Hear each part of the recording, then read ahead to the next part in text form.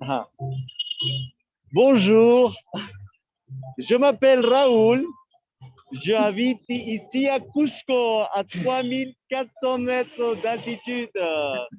Voilà, pour ceux qui habitent aussi en montagne en France, vous voyez que en général le ciel c'est tout bleu, c'est différent. Ouais. Donc là, nous sommes dans une petite vallée et on est entouré par des montagnes qui ont à plus ou moins 6000 mètres d'altitude et au milieu des Andes péruviennes. Oui. Comme vous pouvez voir, derrière moi, il y a un mur très solide. C'est un mur fait par les Incas.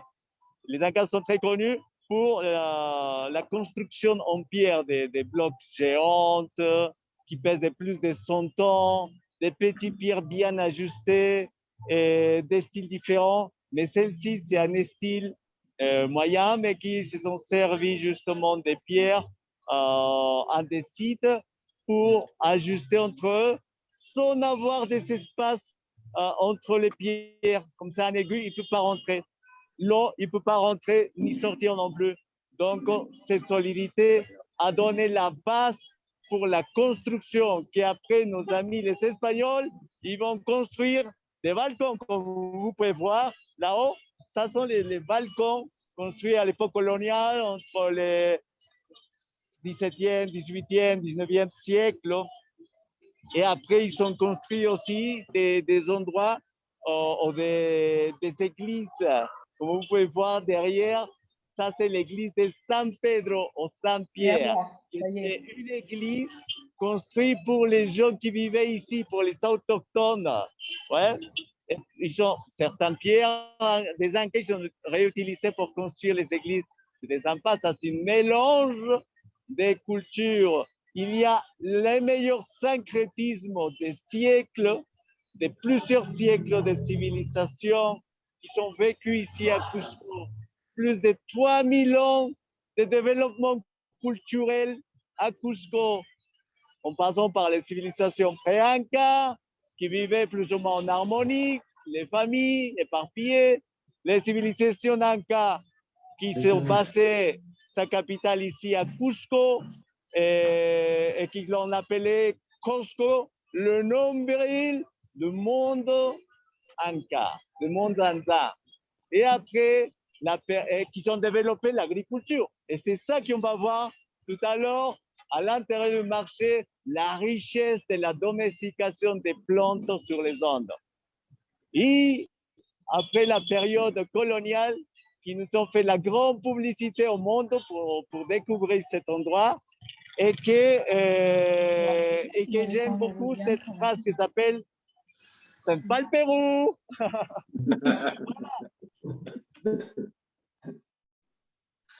Derrière, là, il y a le marché. Vous pouvez voir le marché de San Pedro. C'est celle-ci qu'on va visiter et voir comment un marché est organisé à l'intérieur et avoir certains prendre des gens qui sont à l'intérieur, de parler avec eux, et rencontrer des caseras, des gens que j'adore de rencontrer toujours, etc., etc.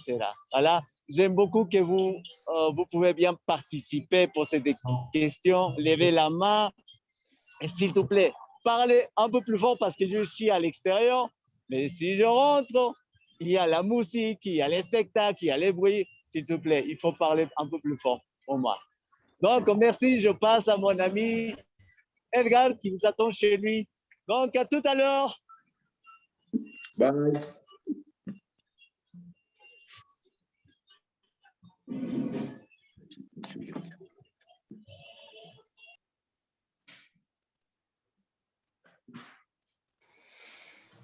Alors, 18 participants. lorsque Edgar allume son caméra, si jamais vous avez des questions, vous pouvez allumer directement votre micro et vous pouvez écrire aussi dans la partie basse de votre écran. Il y a un endroit pour pouvoir écrire et comme ça, je peux couper la parole à mes amis et montrer, non, et lire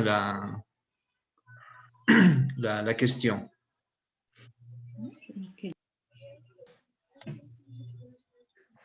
Edgar.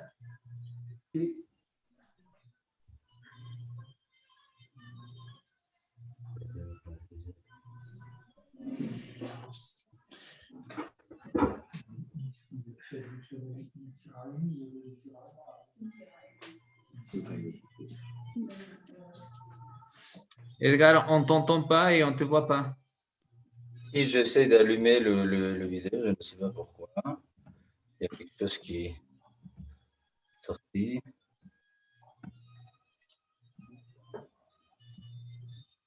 Tu peux allumer depuis toi, Ronnie? On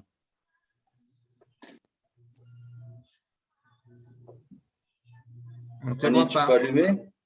Non. Des caméras sont éteintes. Une caméra est désactivée. Si j'essaie d'allumer, mais ça ne marche pas, je ne sais pas pourquoi.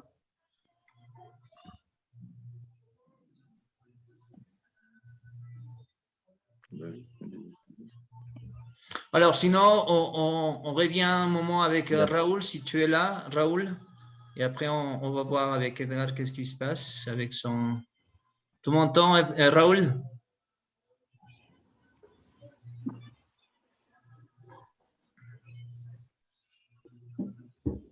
Oui, oui, oui, je suis là. Voilà, commence l'expérience au marché et après, on verra avec Edgar, on reviendra avec Edgar. Ok, super, voilà. Allume Je viens de... ton caméra. Donc, 5, 4, 3, 2, 1, 0. Voilà. Je reviens ici. Ah. Voilà. Nous sommes à l'intérieur du marché. Donc, je vous montre un peu comment il est constitué. Donc là, si vous voyez, il y a une rue, on dirait une avenue principale qui traverse tous les marchés, oui, de l'ouest vers l'est. Oui. Comme toutes les constructions d'Inca, il était construit d'une forme astronomique. Ça, c'est très important, jusqu'aujourd'hui. Voilà. Après, il y a des rues qui traversent des côtés gauche et des côtés droite, dans lesquelles sont séparées par sections. OK?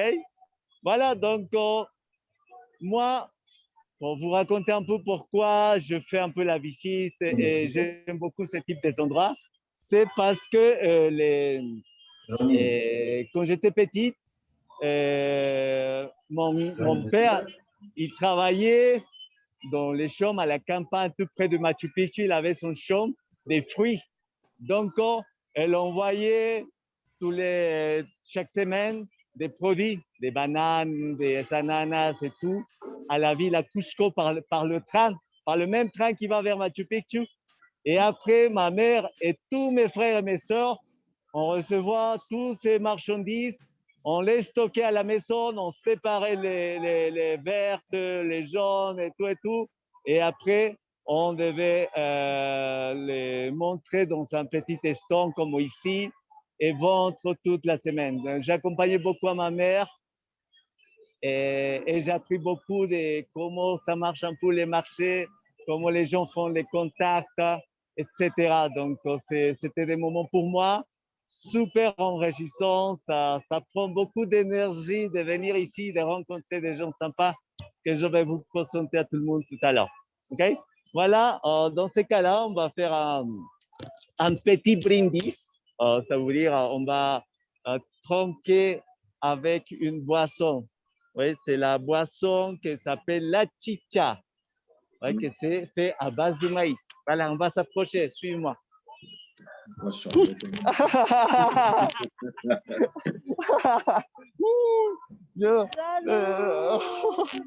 Voilà, mes amis. Ça, c'est la frutillada. C'est une... Vénganos, visítanos al Cusco. Estamos esperando con abrazo. Elle dit, salut, ça c'est la chicha, la frutillada. C'est en fait faite à base de maïs. C'est à base de maïs. Et qui... Alors, vous voyez, cette jarre-là, vous pouvez voir, c'est là, c'était comme à la période des Incas, qu'ils ont construit ça pour garder la chicha à l'intérieur. Ça garde tout frais. Et quand ils l'emmènent à la, comment ça s'appelle, ils l'emmènent ça à la campagne pour que les gens qui travaillent ils puissent voir. Ils l'enterrent un peu plus dans les sols pour qu'il garde sa fraîcheur. Et ça, c'était à l'intérieur, il y a la chicha. Et la chicha, c'est ça.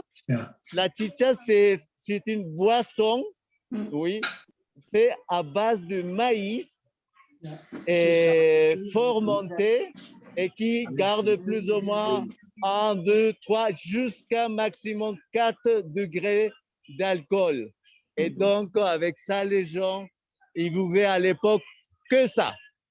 Ouais, que ça, imaginez-vous, des tout petits jusqu'à le plus grand, ils buvaient la chicha. Et avant de voir, il y a quelque chose qu'on fait toujours pour une rencontre, pour se connaître et tout. Et c'est offrir. Donc, qu'est-ce qui se passe? Une boisson comme celle-ci, la chicha, avant de le boire, on va donner quelques gouttes à la Pachamama. Oui, comme ça. Oui, vous pouvez le faire avec les doigts, comme ça. Non, on va tincar. Qui quiere tincar, mami?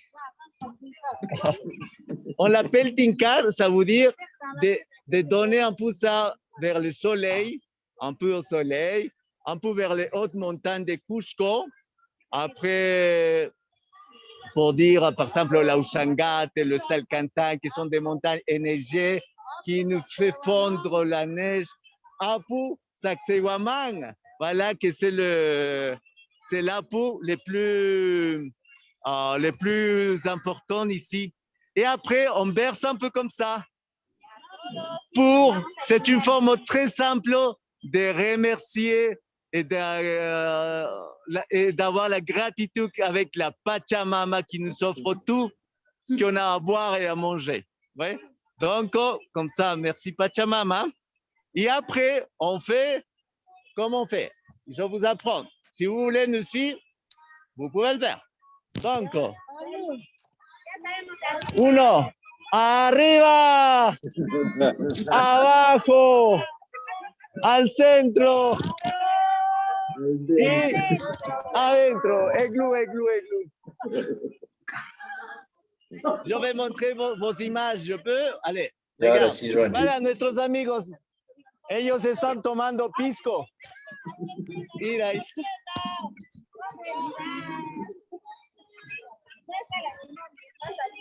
Et vos piscos, ils sont où les piscos? Ah, ils ne sont pas encore là. Tout de suite, n'importe. Ce que je vais faire, c'est le partager l'esprit de la chicha avec vous, comme ça. Absolument. Oh, vamos a compartir un poco la chicha con ellos, ¿les parece?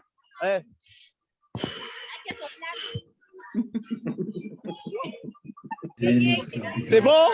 C'est bon? Ça arrive. Wow, c'est bon. Ça réfléchit la gorge. Seco, seco, seco. Se dit à sec, comme ça. Voilà, mes amis. Donc, ça sont mis caseras. Ouais. Je vous explique que caseras, ça veut dire fait maison. Ça veut dire que nous, quand on vient dans un endroit et on achète assez souvent à quelqu'un, parce qu'on a une amitié, parce qu'il y a une connexion, il y a quelque chose qui fait que le lien soit très très proche et qu'on peut partager des moments sympas. Dígale que nuestro día llega. El lunes estamos adelantando. Día de la mujer. Ah, elle vient me dire que les 8, c'est les jours de la femme. Et si vous voyez ici mis caseras, ils sont tous des femmes. Et ils vont fêter le jour de la femme. Voilà, je vous laisse. Raoul, Oui, voilà, on va passer à Edgar. attends.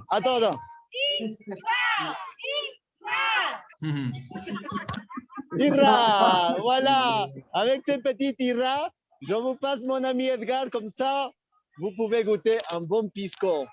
Oui, à tout à l'heure. Tout à l'heure. Hola, hola. Ça y est? Hola. Sí, ¿Entendés? vamos a tomar frutillada. On t'écoute, Edgar. Ok, attendez une minute. Je vais éteindre celui-là. Attendez une minute.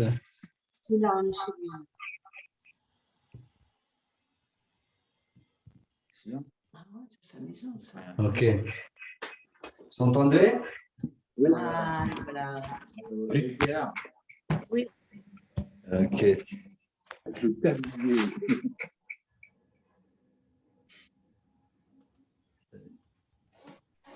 Attendez une minute.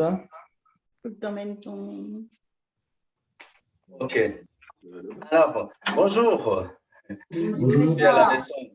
Et alors, excusez-nous, c'est la technologie, c'est des fois ça ne marche pas correctement. Voilà, il y avait quelque chose dans l'ordinateur qui ne marchait pas, mais bon. Et, je vous donne de nouveau la bienvenue à Cusco, chez moi. Dans ce cas-là, on va préparer un pisco. Et alors, le pisco, pour ceux qui sont venus au Pérou, sûrement ils sont goûtés, hein, n'est-ce pas? Vous avez goûté le pisco? C'est ça, hein? Alors, on va préparer le pisco. Ok, voilà. On prépare le pisco. On se rappelle d'abord le pisco, l'alcool de raisin. Vous savez qu'au Pérou aussi, on en a de vignes, n'est-ce pas? Sur la côte péruvienne, qui est très soleillée. Donc, comme il y a cette chaleur, les cépages qu'on a au Pérou, comme dans ces cas-là, quebranta, ce sont des raisins très sucrés. Donc, ce sucre, ça va aider à la macération. Alors, ça va.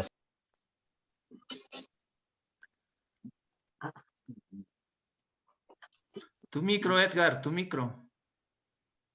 Il faut peut-être des verres. Attendez, ça marche? Là? Vous entendez? Oui. Hola. Oui. Ça va? On recommence? No se te ve. Ah. Voilà. Là, c'est bon, c'est chez Allez, les deux, ça va? Maintenant, oui?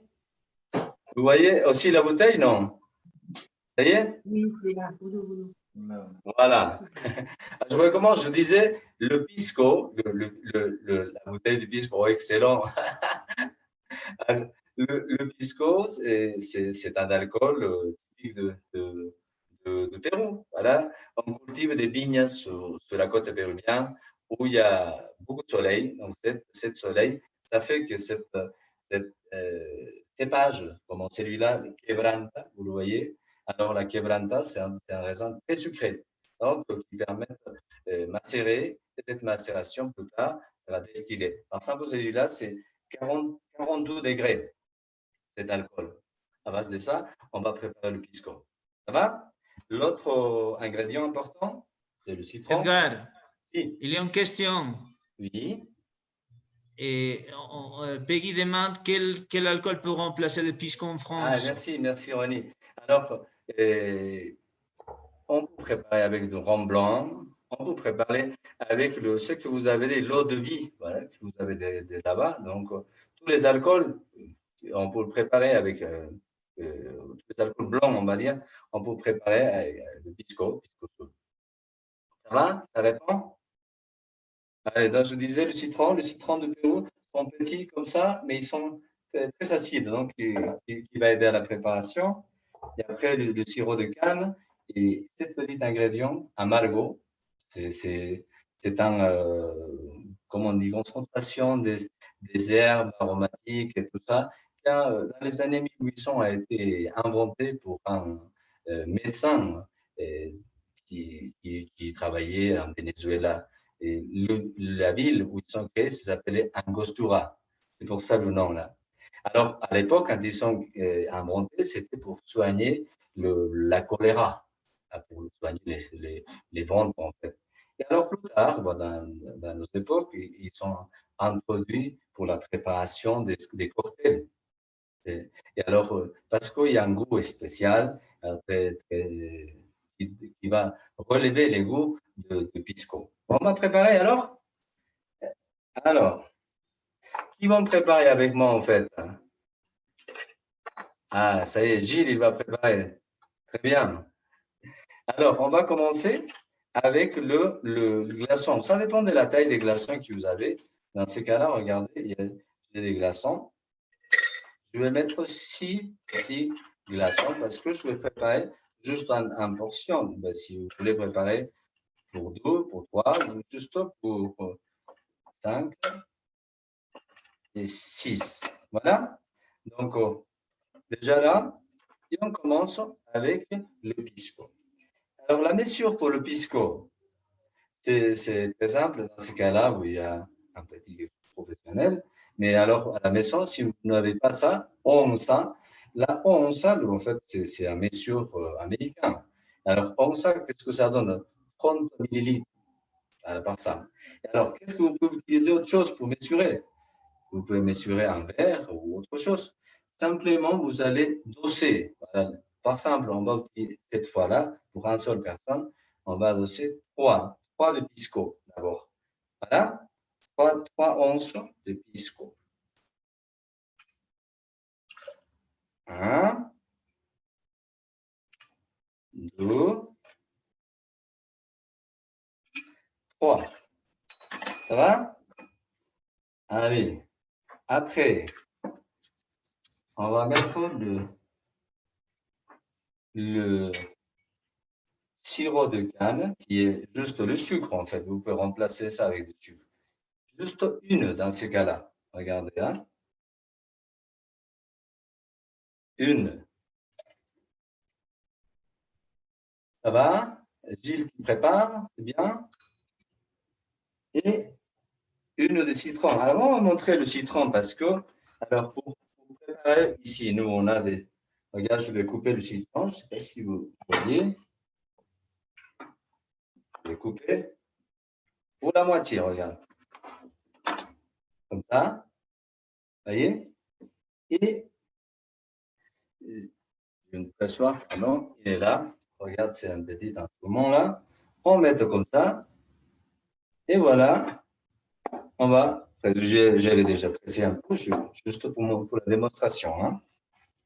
Un seul fois. Il ne faut pas pousser plus, il faut passer plus, parce que sinon, les acides de la peau, il va rentrer. Donc, ça va changer le goût du citron. C'est important, ce côté-là. Voilà. Regardez. OK. On a fait. Donc, la mesure, une encore de citron. Voilà. C'est tout. Donc, alors, oui. Il y a combien de citrons, en fait? Citron, alors, je donne les mesures, si vous voulez. 3 de pisco, pardon, regardez. Ouais, 3 mesures de pisco, une de sirop de canne, une de citron. C'est ça la mesure. Okay, 3, 1, 1. Ça va? Ouais. Voilà. Je vous attends pour ceux qui n'ont pas encore. Voilà, parce que peut-être vous pressez maintenant le citron, tout ça. Pour utiliser le shaker. Alors, si vous préparez pour plusieurs personnes, au cas où, alors, vous êtes, je ne sais pas, 10, 12 personnes, et vous voulez préparer tout de suite, tous les ingrédients qu'on prépare dans un jar, et on met après tout au mixeur. Voilà. Et alors, après, vous faites le shaker. J'attends 2 minutes pour ceux qui font. Oui, Edgar, il y a certains qui pressent encore le citron. On va les attendre un petit peu.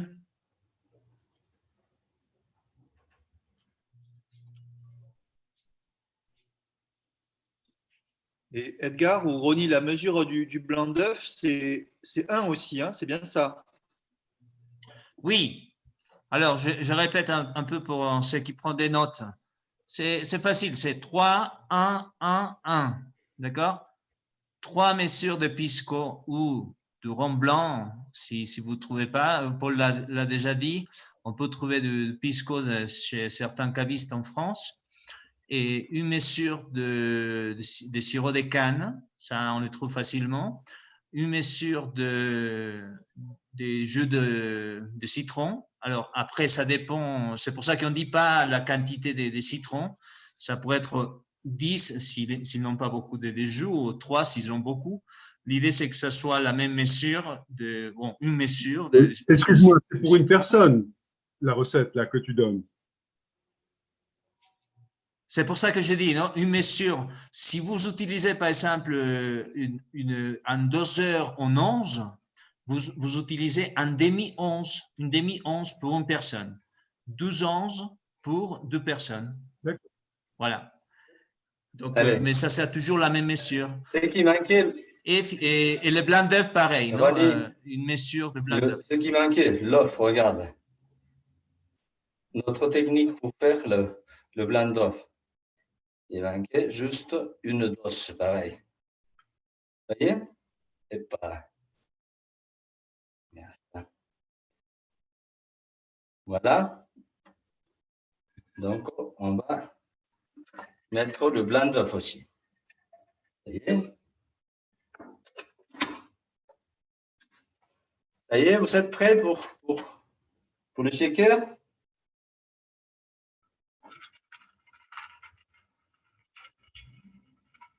Ils sont prêts pour commencer? Ça y est? Alors, on va secouer fort pendant 15 secondes, juste. Allez. 2, 3, 4, 5.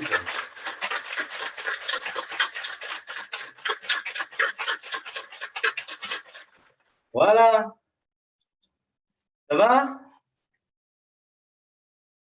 Alors. Non. On va servir.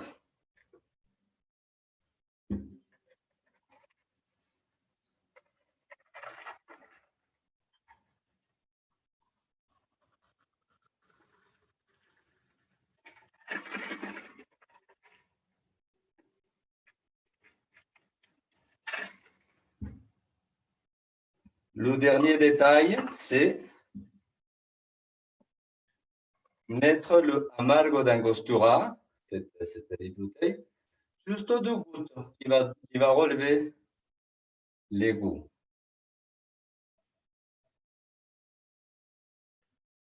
Voilà. Ça y est. Le monde le voit. Allez. À votre santé maintenant. Mais le son. Salut. Salut. Alors, pour ceux qui vont préparer le ceviche plus tard, s'il vous plaît, n'oubliez pas que si vous voulez l'accompagner, parce que c'est juste accompagnement, donc le maïs et le patata douce, il faut le cuire déjà. Donc, il va nous présenter Raoul le marché. Vous faites cuire ces 2 ingrédients qui accompagnement. C'est normalement, si vous ne voulez pas le mettre, il n'y a pas de problème. C'est optionnel. Ça va? Allez, à votre santé, Chin Chin. On va passer avec Raoul maintenant. C'est très bon. Delicioso. Que bueno. Ah, c'est bon. Voilà. Le blanc d'œuf, c'est ça. Wow, t'as soif, Edgar? Oui, c'est bon. Super. Voilà, il faut me garder un petit verre, hein, s'il te plaît. J'arrive chez toi après. Après le marché. OK. Voilà, je suis toujours ici dans le marché. Et donc, on va voir tous les ingrédients qui ont besoin pour faire le ceviche. OK? Donc là, il faut me dicter, s'il te plaît, tous les ingrédients. Comme ça, on va voir plus ou moins qu'est-ce qu'on a besoin pour faire un ceviche. Alors, qui veut commencer? Jacques, est-ce que tu as la liste d'ingrédients avec toi?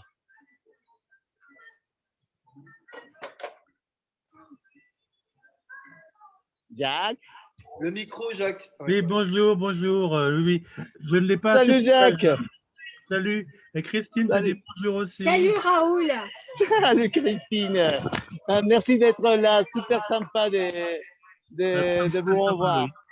Donc, s'il vous plaît, donne-moi les premiers ingrédients pour faire le ceviche. Sauf les poissons, parce que là, ici, on a dans la section que c'est des légumes. OK? Donc, 2 ingrédients, s'il te plaît.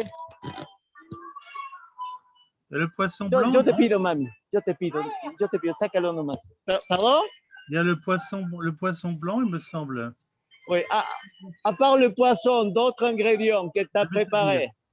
Non, j'ai rien préparé, moi, mais on va regarder. Une branche de céleri. Alors, il faut une branche de céleri. Patate douce. Un gingembre. Ah, patate douce. OK, Oignon, patate douce. citron, patate. Camote casera. Camote. Voilà, ça c'est la patate douce. Et ça c'est le patate qui pousse à Arequipa à 2000 et quelques mètres d'altitude. Et c'est douce parce que quand tu le caresses, ça devient douce. Allez, prochain ingrédient. Alors, des gousses d'ail ou des citrons verts ou de l'oignon. L'oignon, OK, l'oignon. Cebolla. Ah voilà, regarde. Voilà, l'oignon. Super. Il faut... Grand oignon. Il est très coloré. Il est bien coloré. Merci Jacques. Voilà, maintenant, Gilles. Salut Gilles. Gilles, t'es là? Oui. Oui, ça y est, on est là. Ah, super. Salut, comment ça va? Salut, ça va. Merci, super sympa d'être là avec vous. Ah, oui, est-ce oui, que tu peux me dire d'autres ingrédients, à part le patate douce et l'oignon? Quelques gousses d'ail. Pardon? De l'ail. Tu as de l'ail? L'ail, ok, parfait. Ajo, mami. Ah, voilà, ça c'est l'ail. Ok, ça l'ail. Parfait. D'autres ingrédients? Le céleri. Le maïs. Pardon? Le ají. Du céleri. L'ají. Ah, c'est l'ají. Voilà, ça c'est le piment. Et on a plusieurs couleurs. Ça c'est pour les donner un saveur un peu piquant. Parce qu'ici au Pérou, on dit que le ceviche, si c'est pas piquant, c'est pas un ceviche. Et le Pérou, c'est le pays des piments. Et de toutes les couleurs, de toutes les formes, et ça pousse partout. Et c'est un ingrédient super intéressant à l'époque qu'il ne peut pas manquer sur une table péruvienne. Merci. Voilà, Thierry. Oui, hola. Salut. Hola, Raoul, salut. Du maïs. Du maïs. Super, salut. Voilà, est-ce que tu peux nous donner d'autres ingrédients? Le maïs. Maïs. Choclo. Para el ceviche. Et voyez que le maïs o le choclo, il vient de... ¿De dónde viene casera este choclo? El choclo viene de Tupamba, de Sicuani, de Limatambo, de Lucre, de diferentes lugares. Voyez que le maïs, il vient de plusieurs endroits à côté de Cusco. Ouais. Donc, on est en pleine saison du maïs, de la récolte de maïs, sont tout frais. ¿Qué cosa preparas con este maïsito? Je demande qu'est-ce qu'elle fait normalement avec ce maïs. Qu'est-ce qu'elle fait comme spécialité culinaire? Con el choclo yo preparo lo que es el ceviche, porque también entra un pedacito a dos rodajitas. Ça, c'est pour le ceviche como acompañamiento. Sí.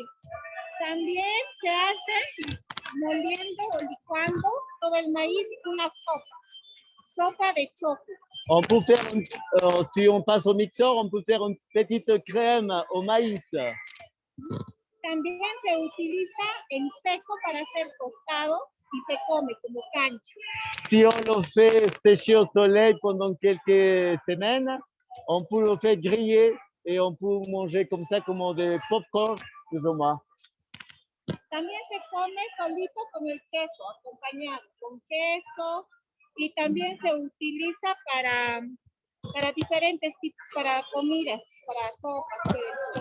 Donc aussi, on peut trouver dans chaque coin d'une ville comme Cusco des dents qui proposent de choclo, ça s'appelle choclo, tous les maïs comme ça, bouillis pendant 20 minutes, accompagné avec des fromages. Comme ça, les gens mangent pendant qu'ils marchent, se déplacent, et ça, on trouve à chaque coin de la ville. Et voilà, et regardez ici, il y a des poils de choclo, vous savez. ¿A qué sirve estos pelitos? Je demande à quoi ça sert le poil du choclo, du maíz. Este es para hacer mate, es desinflamante. Esto sirve para el riñón, también, ¿no? Como decía, para desinflamante. Muchas veces. Ça, c'est pour faire pour un grand désinflammatoire. On le fait tremper dans l'eau bouillante, comme une tisane, désinflammer le système le rein, le système urinaire. Et c'est très rafraîchissant aussi. Donc, et la panca, qu'est-ce que c'est ça? La panca sirve para hacer tamales, para hacer plumintas. Le développement du choclo, il y a ça, plusieurs couches, et ça s'utilise pour faire un gâteau qui s'appelle, la base de maïs, qui s'appelle tamales. À l'intérieur, le tamale, c'est une sorte de farine de maïs mélangée avec comment s'appelle, du beurre. Et après, à l'intérieur, ça peut être salé ou sucré. Si c'est salé, c'est avec des fruits secs à l'intérieur. Si c'est salé, avec des poulets, du cochon, quelque chose comme ça. Et à l'intérieur, tamales, qu'on peut trouver dans chaque coin de la ville de Cusco aussi. Très tôt le matin, avec un bon café, une délice. Bon, je pense que c'est bon. Muchas gracias, casera. Merci beaucoup. Y a nuestros pasajeros les vamos a decir chao, hasta pronto. Adiós. ¿Les quieres invitar a que vengan? Sí, por favor, vengan a Cusco, es una ciudad muy bonita, la comida es rica y aparte de eso pueden visitar muchos lugares que va a ser muy atrayente para ustedes y van a estar maravillados. Donc, venez visiter ici Cusco, ça se mange très bien. Et ici, je confirme, dans un marché, on mange super bien, il y a de tout et tout. Et vous pouvez bien profiter de ce pays qui est l'abondance. Merci. Donc, c'est notre dernière expérience depuis quelques ans qu'on a fait. Et je vais remercier pour la patience de mi casera avec une petite fleur. Gracias. Hola, caserita. Que tengas un bonito día. Gracias, muchas gracias. Chao. Muchas gracias. Nos esperamos. On vous attend. Sí, nos vemos. Esperamos. Voilà, il y avait la coriandre. Il y a la... Vous voyez que dans les expériences qu'on fait avec Terre des Andes, ici à Cusco, et au Pérou dans les programmes, il y a de visiter une ville qui s'appelle Urubamba et dans laquelle on fait des expériences avec par exemple, une famille, il fait la récolte des feuilles aromatiques pour aromatiser la nourriture, les plats et différentes choses. Et donc, 2 fois par semaine, elle s'organise pour récolter toutes les plantes qu'elle va offrir dans un marché.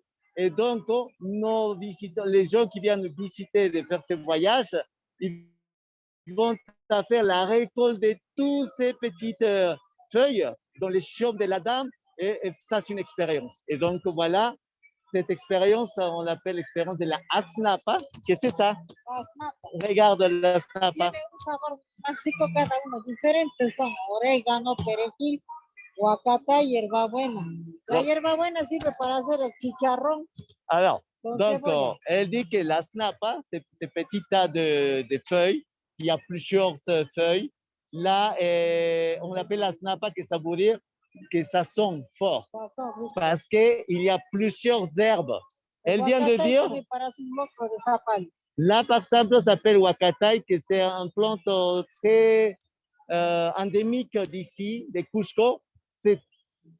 c'est très très fort, c'est celle qui prédomine le plus et qui, on va farcir les cochons d'Inde à l'intérieur de ça pour donner un goût plus fort au cochon d'Inde quand il va rentrer au four.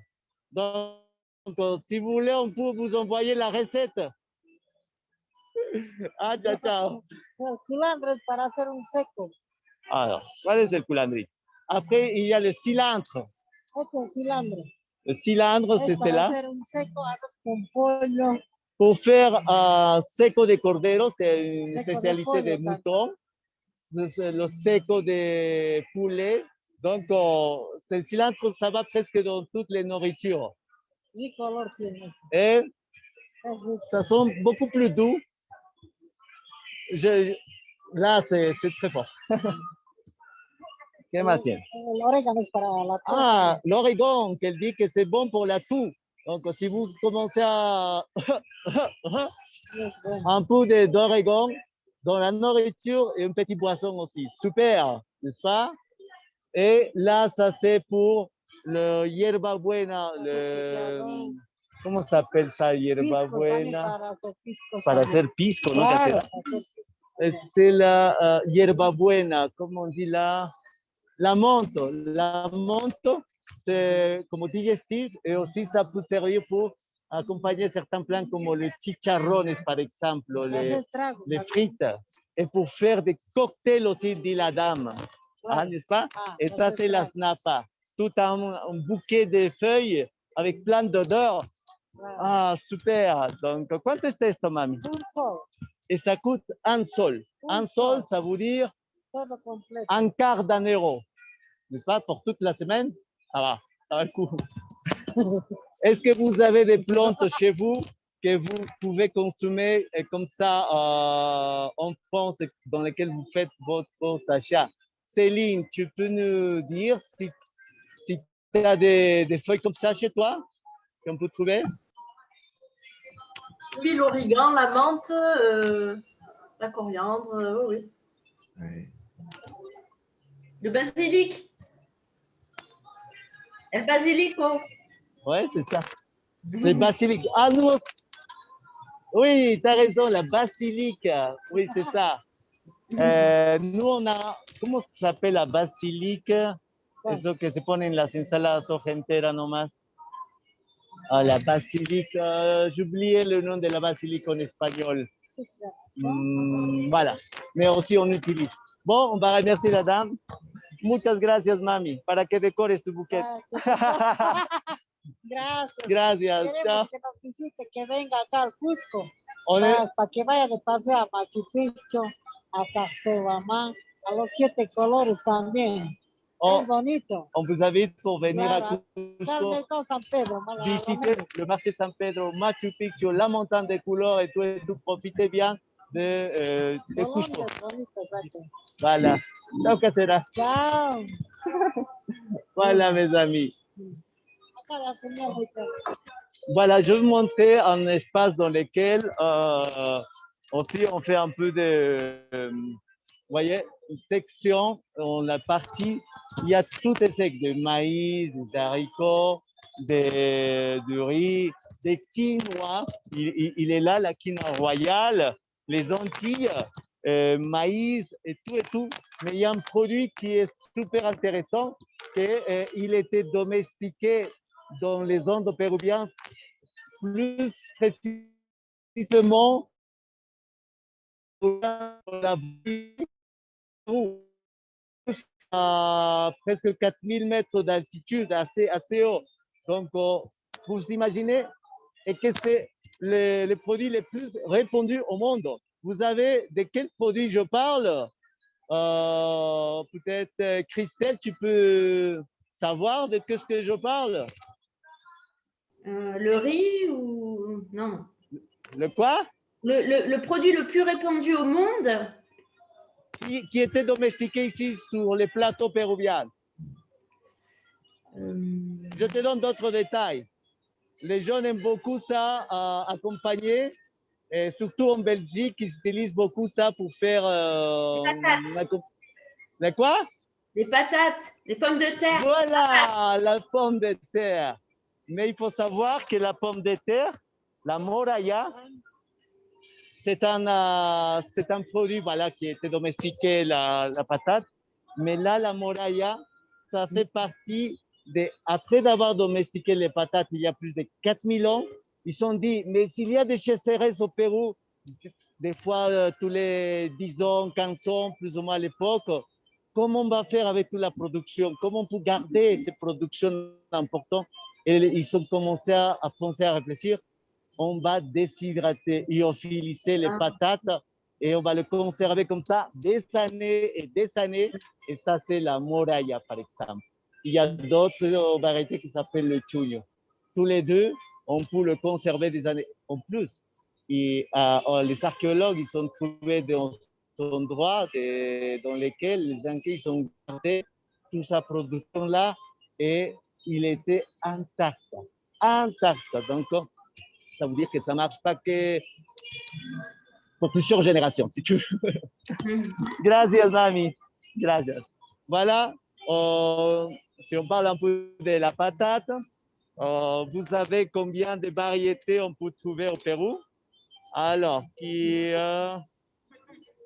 300. 300 variétés. Un peu plus. Ah, mince. 350. Thierry, Monique, est-ce que vous savez combien de variétés de patates existent ou ont été domestiquées au Pérou? 1000.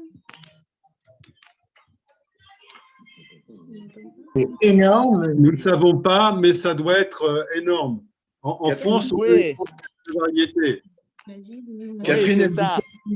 Voilà, plus ou moins 4000 variétés de patates qui étaient domestiquées ici sur les Andes. Aujourd'hui, qu'on cultive plus de 3000 qui ont fait la consommation tous les jours. Ouais. Et regarde toutes ces couleurs, toutes ces variétés. Je vous dis que c'est la chose plus importante à l'époque qu'on a partagé au monde, c'est les patates. La domestication de la patate était comme le gagne-pain aujourd'hui et depuis des siècles parce que les patates, on peut le faire pousser de 0 jusqu'à 4700 mètres d'altitude, jusqu'à toucher la neige. Vous pouvez imaginer tous les états écologiques qui peuvent traverser les patates, c'est incroyable. Et voilà, il y a notre casera qui vous dit bonjour. Elle est spécialiste de la patate et donc elle fait les achats des gens qui viennent de la campagne et elle vend un peu de différentes variétés. Là, par exemple, celle-ci. Mami, ¿cómo se llama esta papita? Ça, c'est la patate jaune. ¿Para qué sirve? Pour faire la purée et pour faire la cause. C'est un plat national aussi, la cause, c'est à base de patates très farineuses. Peut-être un prochain épisode avec Terre des Zones, on peut préparer la causa, une délice.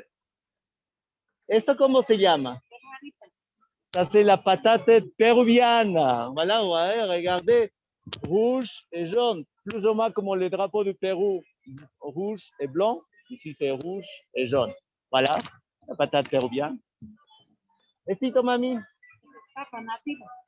La patate native. Et vous savez pourquoi? Regardez. ¿Puedo cortarlo, mami?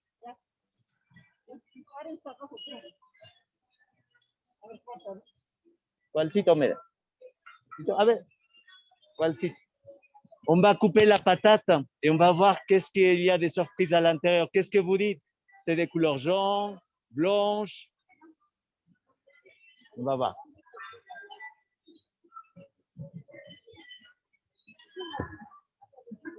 Regardez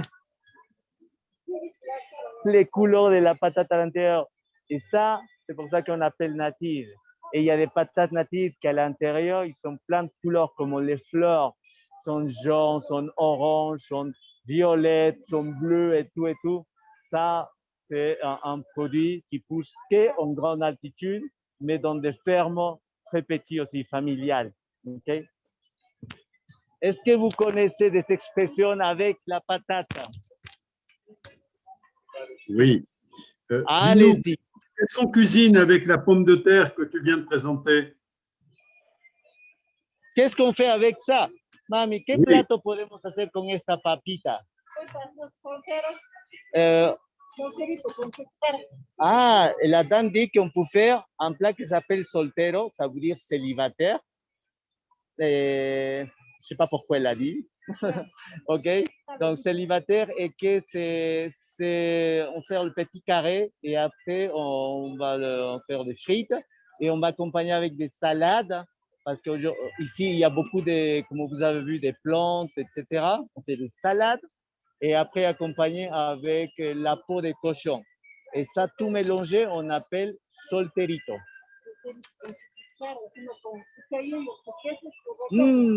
On peut rajouter des algues de la mer et des piments, toujours bien sûr, les piments. Voilà. Voilà, bon, c'est une expression, c'est avoir la patate par exemple, n'est-ce pas? Ouais, t'es d'accord? Sinon, entre tous ces patates, patatines et patatins, on va continuer la visite. Gracias, mami. En quechua, ¿cómo se dice? Hasta pronto. Je demande de dire en quechua comment ça se dit. A bientôt. Elle a dit Tupananchiskama. Gracias, casera. Una florcita. Vous savez que les couleurs jaunes ici, ça représente l'abondance, représente comment s'appelle cet esprit d'avoir des échanges, d'avoir l'opportunité de commencer un nouvel an, de commencer une journée, etc. Les jaunes, c'est pour ça un nouvel an, toute la ville, les gens s'habillent des couleurs jaunes. Allez, on va continuer là. Et donc, si vous pouvez imaginer là toute la quantité de produits que nous avons, c'est grâce à que le Pérou, c'est un pays très riche, que justement un grand chercheur italien du 19e siècle, il avait dit que le Pérou, c'est un mendiant assis sur un banc d'or. Parce qu'il a trouvé que pendant les années qu'il a traversé, il a dit que le pays c'est tellement riche grâce à sa géographie, à toute la topographie, à toute la variété de climats que nous avons. Et tout ça, ça nous a enrichi, a fait que le Pérou soit vraiment un grand paradis pour les gourmands. Et grâce à ça, est-ce qu'on a des plats et différents plats, soit sur la côte, soit sur la montagne, soit sur la forêt amazonienne. Et pour la 8e fois, le Pérou avait gagné jusqu'à l'année 2019 comme le pays de la capitale gastronomique au monde. Et les gens, ils sont beaucoup aimés, toujours pas seulement visiter le pays pour toute sa richesse culturelle, naturelle, et aussi de trouver des gens sympas, sinon pour la gastronomie. Et c'est ça qu'on vous invite aussi à venir, à déguster toutes ces variétés. Et qu'on peut préparer des spécialités en live ici au Pérou. Si vous êtes là, n'hésitez pas qu'on va faire le marché avec vous. On va prendre des produits locaux et on va faire des plats locaux aussi. Okay? Et bon, des local et des patatis et patatas, je vais vous montrer qu'on est aussi la capitale du pain du pays. Si vous voyez ça, c'est un pain qu'on appelle la chuta. Regardez, ça c'est un pain immense. Regardez mes mains. Ah, attends. Regarde, wow, c'est immense. C'est comme, je ne sais pas, c'est facile, c'est 30 ou 40 cm de diamètre. Et ces pains, c'est fait avec des farines locales. Des fois, ils utilisent du maïs, du blé ou du quinoa, etc. Et ces pains, on appelle chuta. Et tout près de Cusco, il y a un petit village qui s'appelle Huaro, dans lequel c'est la capitale du pain du Pérou. Ah, pardon, Casera, Oropesa, que c'est le village où on trouve ces pains, ils sont faits ce pain. Et comme à l'époque, les gens, ils parlent quechua, et pour les habitants, c'était nouveau de faire du pain. Et pour faire la masse, pour faire ça, ils disaient chutay, chutay, chutay, que ça veut dire en quechua, non? Tirer, tirer, tirer. Et donc, à 2 personnes, ils tiraient la masse pour grandir le pain et arriver à cette taille-là. Il s'appelle chuta depuis là. Et tous les Péruviens qui viennent à Cusco, ils ne peuvent pas rentrer chez eux sans avoir un pain sur les bras. Oui, voilà. Et il y a plus, ça dépend de l'année, ils font du pain farci avec des chocolats, ou décoré d'une manière différente, etc. Donc, si on a du pain, ça va toujours. Hein? Ok, gracias, mami. Voilà, la dame, si vous voyez, elle est habillée avec un joli chapeau. C'est un chapeau de métis, on appelle. Ce sont des dames qui ont un métissage, mais que ce chapeau, il le sort quand il y a une occasion spéciale. Ciao, mami. Et on arrive. Pardon, on arrive à la fin de cette visite du marché. Et j'aimerais bien vous montrer un petit espace dans lequel Wow. Les goûts de tout ce qu'on trouve ici, pour moi, c'est un des aliments principaux. Donc, quand vous pensez au Pérou, quand vous pensez tout de suite dans ce pays-là, quel fruit imaginez-vous? Je pose la question. Alors? L'avocat. L'avocat.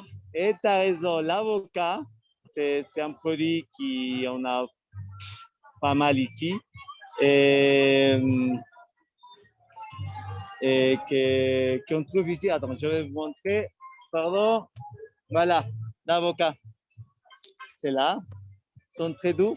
Des fois, il faut le toucher doucement parce qu'ils sont très fragiles. Ça, on presque même laisser nos empreintes à l'intérieur. Voilà. Quoi d'autres fruits? Vas-y, lancez-vous des idées. Raoul, les avocats ont rétréci depuis que nous sommes passés. Pardon? Les avocats sont devenus plus petits depuis que nous sommes venus. Oui, oui, ils sont tristes. Il faut retourner pour qu'ils puissent grandir avec votre énergie. On leur manque. Merci. Oui, voilà. Est-ce que quelqu'un peut me dire, et n'hésitez pas à me le dire tout de suite si quelqu'un connaît cette fruit. Regarde. Hein? Paul, il connaît. Pita. Oui, la pitahaya, et c'est connu comme les fruits du dragon. C'est un fruit qui vient de la forêt amazonienne et qui c'est plein de bénéfices pour la gastro-intestinale, pour les côlons qui sont irrités ou problèmes, etc.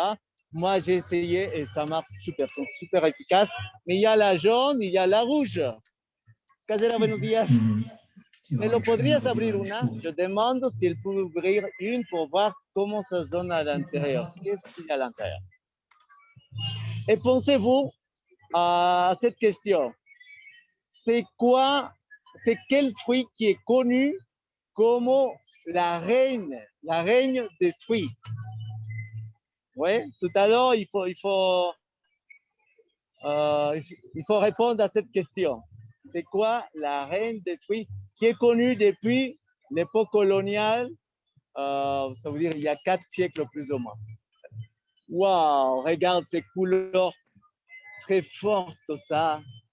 C'est incroyable, ça donne envie. On dirait, si vous avez vu le film Avatar, le garçon, la première chose qu'il va goûter, c'est cette fruit-là. Je vais goûter et décrire les saveurs.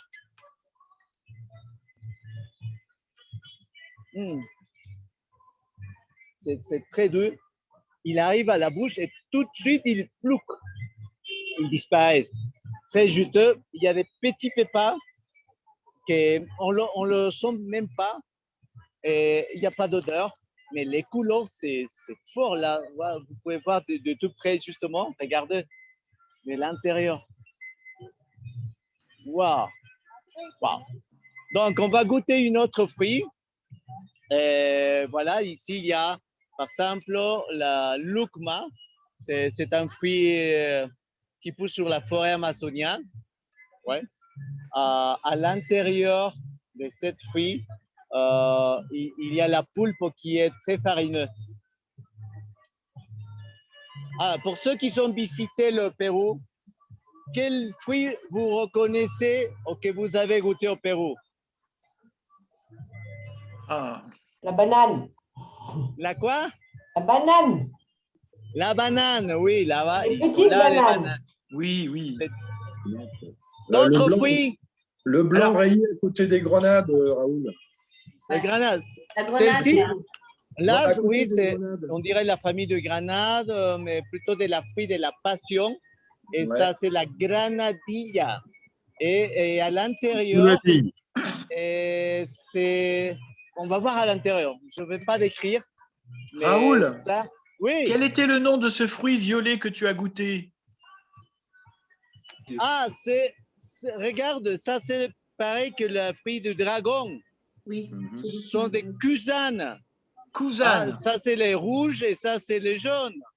Les jaunes disent que les rouges sont beaucoup plus d'accord. efficaces. J'ai sauvé à ma maman d'une opération du côlon qu'elle devait avoir. Je lui ai donné ça pendant 2 semaines, tous les jours, les matins. Et regarde la granadilla. Voilà, c'est pépin et c'est juteux. Et ça c'est... Regardez. Hein. On le coupe. Très rafraîchissant. Même, on peut croquer les petits grains à l'intérieur. Et ça va éliminer tout ce que ça peut accrocher aux intestins, des fois des migues, des fois d'autres choses. Et tout ça, mais ça, même pour les bébés, quand ils vont commencer à manger ces premiers aliments, on les donne juste la pulpe. Et ça va préparer son estomac et comme ça, ils ne vont pas avoir la diarrhée. Son estomac, il va être très résistant comme des cochons.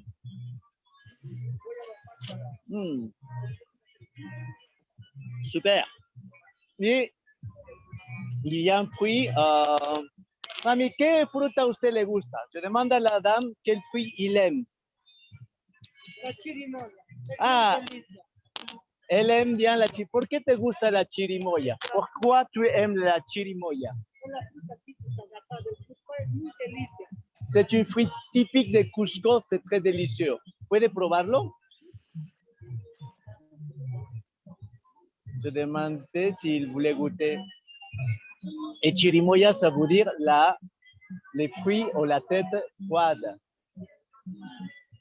Muy bueno. ¿Cómo se siente? ¿Qué sensación tiene?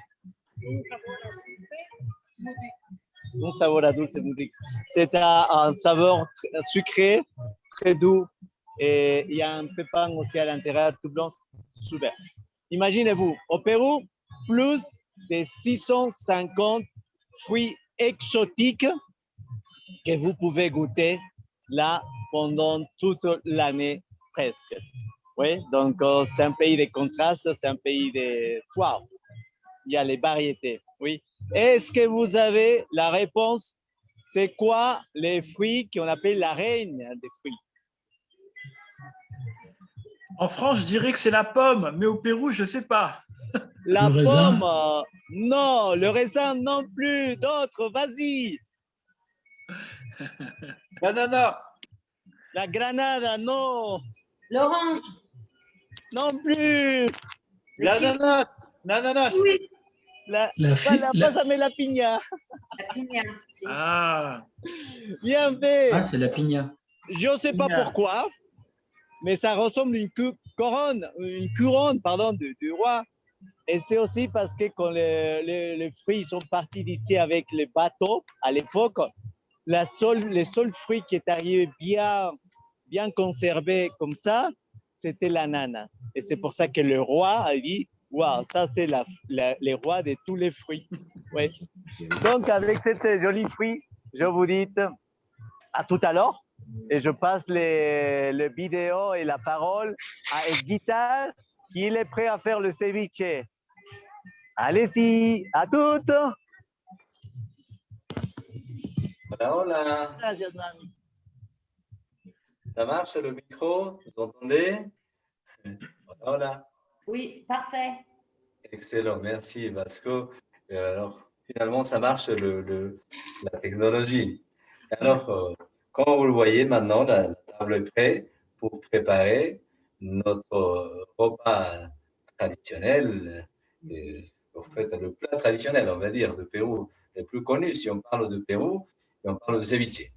Ça va? Et alors, qu'est-ce que j'ai maintenant? Et alors, normalement, si vous voulez, les grands cuisiniers de Pérou, ils vont dire, pour préparer le ceviche, c'est le poisson blanc. Comme dans votre cas, en France, vous avez les sols, par exemple. Mais nos cuisiniers dans la montagne, ils vont dire n'importe quel poisson, seulement qu'il soit fraîche, comme dans ce cas-là, il faut donner. On peut le préparer, par exemple, ici dans la montagne, nous, on prépare le ceviche avec la truite saumonée, qui est très bon. Hein. Dans ce cas-là, c'est un poisson aussi de la montagne, qui n'est pas très blanche, mais c'est bon, parce qu'il y a plusieurs restaurants qui préparent avec ce poisson le ceviche. Voilà. Qui vont préparer le ceviche? Alors, je veux voir. Qui va... Los dos. Thierry et Monique. Ah, génial. Salut Didier. Excellent. Gilles et Catherine, on va le faire aussi. Alors, quel poisson vous avez utilisé cette fois-là alors? Du cabillaud pour nous. Du cabillaud. Oui, j'ai entendu l'autre jour parler de ça, je ne connais pas, mais excellent. Et encore? J'ai un filet. Nous allons manger le Saint-Pierre. Quoi? Nous allons manger le Saint-Pierre. Saint-Pierre. Ok, ok, Thierry. Voilà. Vous allez préparer alors le ceviche avec moi, c'est bien. Très bien. Donc, on va commencer à préparer. C'est très simple. Vous avez le poisson là, on prend là. Oui. Là, je le garder, regarde avec un peu de glaçon. Edgar, tu peux baisser ta caméra? Le frigo, il faut toujours avoir avec le glaçon parce qu'il faut que ça soit frais le poisson. Et comment on fait là? On va couper des petits dés de 1,5 cm pour 1,5 cm. Regarde, je vais montrer ça. 1,5 cm. Regarde. Vous voyez le petit dé que je commence à faire? On ne voit pas. C'est simple. Regardez. Voilà. Je commence à mettre dans le bol où je vais mélanger après. Vous me suivez? Ça va? Oui, ça va. Ça y est. Estelle est en train de préparer. Ça va?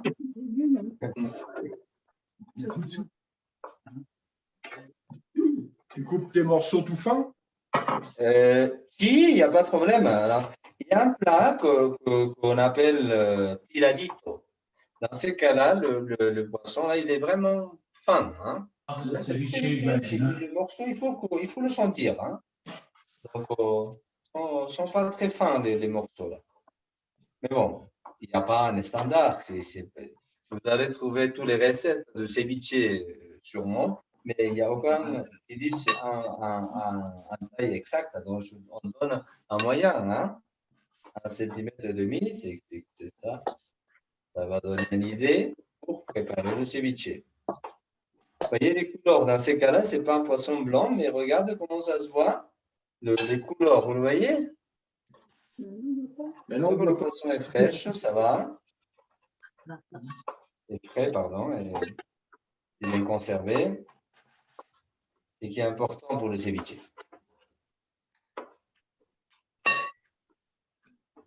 Très bien, si vous suivez. Ceux qui sont venus au Pérou, vous avez goûté le ceviche au Pérou, sûrement? Oui. Très bien. Oui. En général, ils vont proposer comme en entrée. Et voilà. Ça y est, regarde. Voilà. Céline, ça va? La préparation? Ah, génial. Emmanuel, vous préparez aussi? Alors, j'ai préparé le pisco, mais je n'étais pas suffisamment équipé pour le ceviche. Ah, génial, Emmanuel, pas de problème. Vous notez quand même, comme ça. Oui, je regarde attentivement, Edgar. Je regarde. Génial, génial. Excellent. Edgar, tu laisses les glaçons après dans le plat? Si, juste. Alors, non, au début, on a mis. Après, on va voir. Non, parce que la préparation, ça va être rapide. Donc, ça va. Dès qu'on a conservé au début, ça va, on le retire, les glaçons. Les glaçons. Pour l'instant, non. Oui, pour Et on a coupé, il est prêt pour la suite. Ça y est? Alors, Christelle, tu es prêt pour continuer? J'ai presque fini. Gilles. C'est bon. Gilles, il prépare aussi, hein? Ça y est, tu peux y aller. Très bien. Est-ce que ça se garde pour le lendemain? Et le ceviche est préparé, vous dites? Thierry, c'est vous que vous avez demandé, c'est ça? Non, j'ai demandé si on pouvait le garder pour le lendemain ou pas. Si on en a un peu beaucoup. Ah, le poisson, si vous voulez dire. Vous n'allez pas préparer tout, c'est ça? Le ceviche, quand il est fait. Ah non. Le ceviche, dès qu'il est préparé, non. Parce que vous allez voir tout ce qu'on va mélanger. Tous les ingrédients qu'on va mettre, c'est pas bien gardé pour autre jour. C'est mieux le manger dans la journée. Donc, il faut préparer ce qu'on va manger. C'est mieux. Ça y est. Je continue, ça va? Oui. Allez, donc, la suite, c'est le sel. Alors, le sel au Pérou, alors, pour nous, à Cusco, on a un mine de sel différent, si vous voulez. Ça s'appelle Maras. Alors, c'est une source souterraine qui vient de la montagne, qui émène de sel à l'extérieur. Regarde. Ah, ça y est, regarde, quelqu'un, il a Du sel rose. le sel de Maras. C'est Du sel extraordinaire rose. parce qu'il y a des tout petits bassins accrochés dans la montagne qui il va faire évaporer l'eau salée qui sort. Et après, il y a une blanche qui sort. Il y a un contraste avec la montagne qui est des couleurs un peu rouges. C'est extraordinaire l'endroit. Juste pour parler de Maras, si vous voulez. Et là, il vient ces petits recettes sel. Alors, on va préparer le sel. Alors, on va mettre, le sel. Parce que alors, quand on prépare le ceviche, il faut suivre minimum le premier et le dernier, c'est important. Voilà. Après, le reste des ingrédients, ce n'est pas grave. Mais le sel, qu'on appelle en espagnol salmuera, c'est important. Il faut mettre le sel d'abord. Le sel qui va donner les goûts au début. Là. Voilà. Donc, soit si vous mettez, par exemple, moi je préfère mettre avec la main pour calculer. Regarde. Le sel. Ou si vous avez une petite machine pour mettre. On met combien à peu près? Comme ça, au calcul, comment vous aimez de mettre. Il y en a qui aiment manger un peu plus salé, moins salé, et mélanger. Vous voyez? Voilà, c'est le premier pas important. On a mélangé avec le sel. Et on le garde d'un côté. Et il revient la table. Pour couper là, dans ces cas-là, on va travailler avec l'oignon. L'oignon au Pérou, on cultive presque partout en fait, dans la montagne, notamment ici, dans le quartier où j'habite. Avant, jusqu'à maintenant, à Quechua, ils nous appellent Champa, les gens qui habitent dans ce quartier-là. Parce que Champa, ça veut dire un bouquet. Mais à l'époque, on vendait l'oignon en bouquet, en fait, attaché. Donc voilà, Champa. C'est ce qu'on cultivait dans toute cette partie-là. beaucoup d'oignons. Par exemple, cet oignon un peu rouge, il vient d'Arequipa. Arequipa, c'est renommé. Arequipa, c'est une autre région un peu loin à 700 km, on va dire, qui cultive à très bonne qualité d'oignon. L'oignon de Pérou, alors c'est bon, hein, il y a son goût, c'est pas très acide, et c'est pour ça. Et le ceviche va sortir bien aussi. Sûrement, vous trouvez aussi ces différents types d'oignons. Voilà, oignon rouge, cette fois-là, je vais utiliser. Voilà. Et comment on fait pour couper? Voilà, on va couper fin. Hein, donc, on va couper un côté, l'autre côté. Très simple. Hein.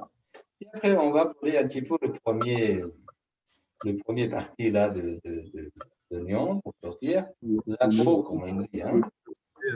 Voilà, regardez. Et puis après, il coupe. On va couper comme ça. Alors, un petit secret là, c'est retirer ce qui est au milieu là. On appelle le cœur, on appelle. Parce que ça ne nous permettait pas de couper bien l'oignon. Voilà. On va couper un peu. On enlève le cœur. Voilà, le cœur au milieu là. Comme ça, regardez. Hein. Et, si on va pleurer, c'est pas grave, c'est normal. Hein. Et voilà, on va couper fin. Comme ça, regarde. Il y a la salade, des feuilles de salade aussi. Il faut savoir qu'au Pérou, les garçons, on cuisine aussi. Hein. N'est-ce pas? En France aussi. Hein. Bien sûr, bien sûr. Ah, excellent. Cette préparation de ceviche, c'est très simple. C'est pas très difficile, si vous voulez.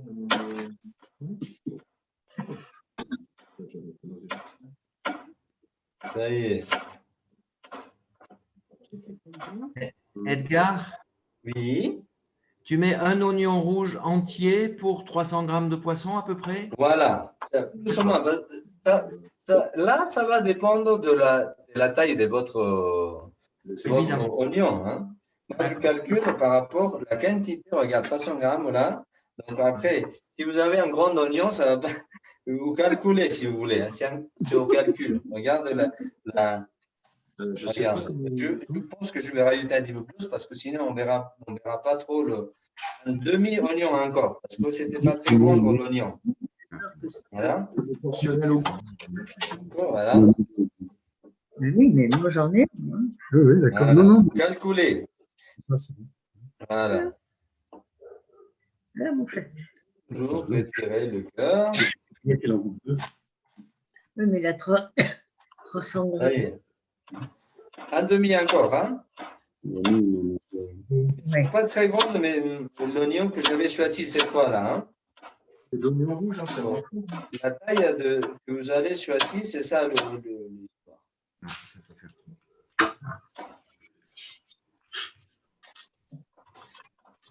Qu'il soit bien fin.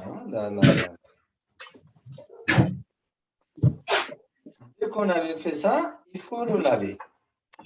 Comme ça, il part un petit peu, c'est un coup d'acidité qu'il y a dans l'oignon. On va le laver.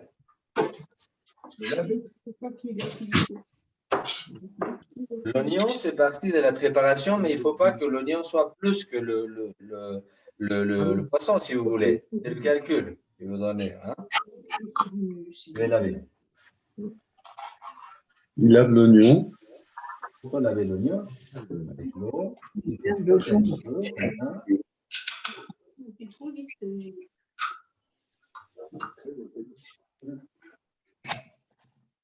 En fait, c'est assez basique. Pour la présentation, la cuisine, il change hein, de position. Hein, ça y est, l'oignon, je l'ai fait. Et on garde d'un côté. Là. Ça va? C'est qui prépare? Gilles, ça va? Vous suivez? Oui. Très bien. Et juste là. Qui prépare encore? Christelle, comment va cette préparation? Ça va, on va laver l'oignon. Excellent. Excellent. Alors, on va continuer la préparation. Cette fois-là, on va rajouter un petit peu de poivre. Si vous aimez, évidemment. Hein? Ça, c'est au goût. Là, hein? Donc, vous mettez beaucoup, un petit peu. Moi, je vais mettre très peu de poivre. Voilà. Alors, l'autre, comme on avait demandé, le ail, vous avez normalement déjà molu ou mixé, si vous voulez, comme dans ce cas-là. Vous voyez là? Je montre regarde, c'est le ail qu'on a molu. Voilà. Donc, juste une petite cuillère, pas beaucoup, regarde. Une petite cuillère de sucre. Voilà. Pas vraiment rempli, voilà, à peine. Une cuillère. Donnez les goûts seulement. Comme ça. Et un petit cuillère d'ail. Et on va mélanger bien, parce que c'est ce qui va donner encore les goûts. Là, il mélange. L'ail. Mais nous, on a déjà mis l'oignon. De l'ail qu'on a molu. L'ail aussi, on cultive dans les endroits comme à l'Équipa, qui est un peu soleillé. Alors, les suivants. Ça, vous connaissez le gingembre? Oui. Ça, le gingembre, ils sont plusieurs tailles. Je choisis un petit morceau. Vous calculez avec la taille de mes doigts. Là. Regarde. On a pelé, on a déjà pelé. Qu'est-ce qu'on va faire avec le gingembre? On va juste écraser avec les couteaux. Si vous avez juste écraser. Regarde. Regarde. Fort. Hein? Comme ça, il va sortir les goûts de ce produit-là. Il faut l'écraser bien. Et ça commence à sentir. Regarde. Vous voyez? Et on le met dans notre préparation. Regarde. On mélange. Et ça commence à sentir le gingembre. Hein? Ah oui, non, il a enlevé la peau. Oui, il faut le peler, bien sûr. Il était comme ça. Hein? Avant de le mettre dans la préparation. Oui, oui. Il faut peler, après écraser, et on le met dans la préparation. Voilà. Le suivant, c'est le céleri. Edgar, tu l'as coupé en lamelles, ton gingembre, c'est ça, et tu l'as écrasé? Non, juste l'écraser. Si vous voulez, il était pelé, je l'ai écrasé avec les couteaux. Comme ça, regarde comment il est écrasé. Juste écrasé, comme ça, il va sortir les goûts qu'il y a dedans, là. Certains cuisiniers, ils coupent un tout petit morceau et ils le mettent aussi. Parce que le gingembre, c'est bon pour la santé, on peut le manger directement. Dans ces cas-là, il va donner juste le goût et après, on va l'enlever. C'est pour ça. Hein, il va donner les goûts, mais on ne va pas le manger, on va le retirer après. Et suivant, c'est le céleri. Regarde, le céleri que j'avais coupé les feuilles déjà, il est fait. Pareil. On va juste écraser le céleri. Ouais, regarde. Vous voyez, hein?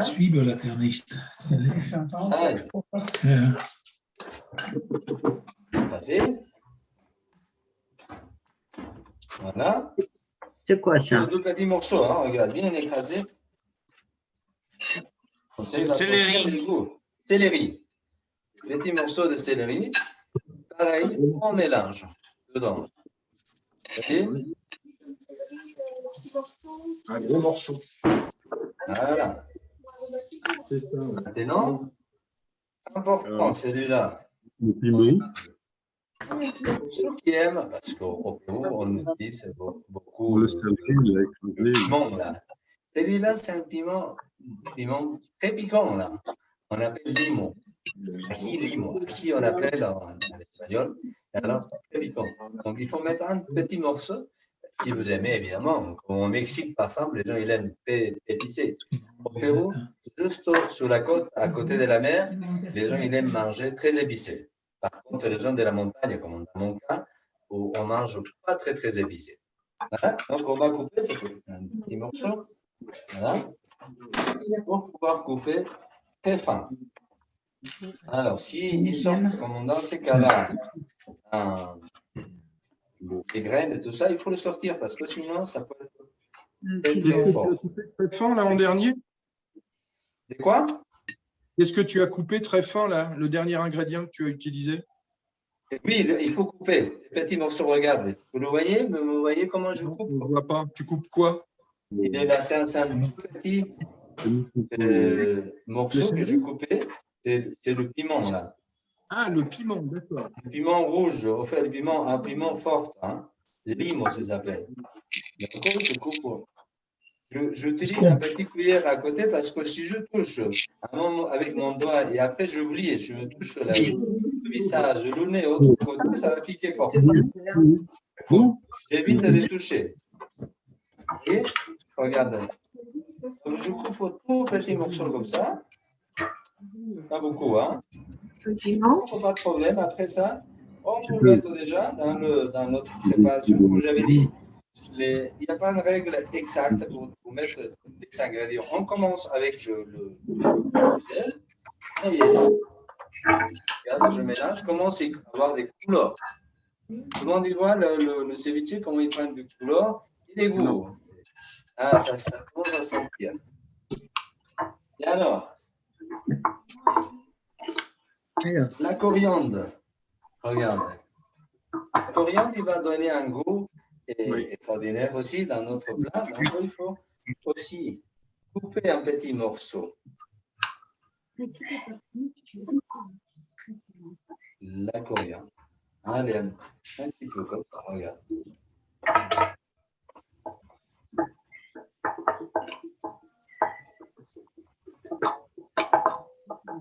Il faut couper fin. On va le mettre aussi.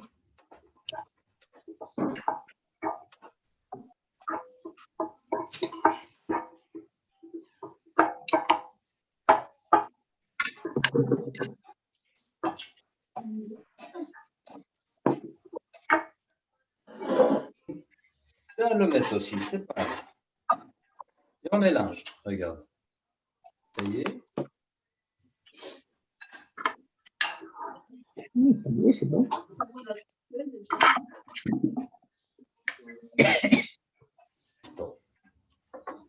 Alors, qu'est-ce qui nous manque maintenant? Avant de servir, c'est le citron.